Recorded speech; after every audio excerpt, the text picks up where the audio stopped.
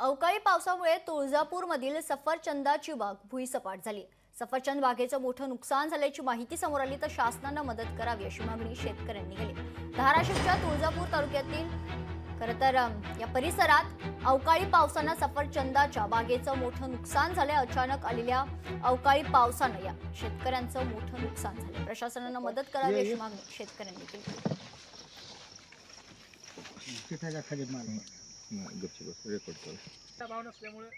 कालच्या वादळानं एवढं नुकसान झालेलं आहे। 90% माल माझा सध्याच्याला सगळ्या रानावर पडलेला आहे।